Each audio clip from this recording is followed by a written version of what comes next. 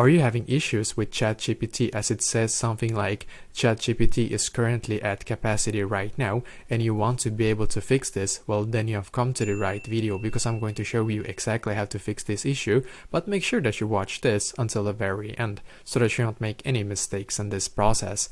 Well, as of right now, there's actually a lot of people that are getting the exact same message because as ChatGPT keeps growing, more and more people are using their services, and unfortunately more and more will actually keep getting this error message.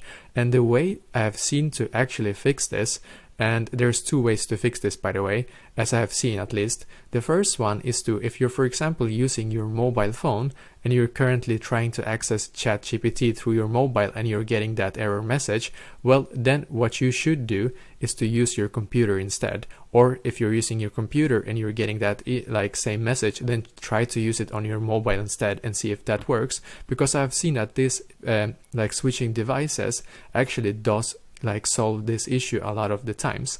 But if you keep getting this exact same error message that it says something like, yeah, it's at capacity right now, or it's just not available, well, then what you can try to do also is to simply switch the browser. So if you're using, for example, Firefox as your browser, then switch to Google Chrome and then see if that will actually solve your issue for you. If that still does not solve your issue, well then unfortunately, probably you will have to wait a couple of minutes. Sometimes in the worst case scenario, you will have to wait a couple of hours before you can actually try and access ChatGPT again. Because as I said before, as this service or as ChatGPT keeps growing, more and more people are going to be using it, then more and more are going to just get this error message.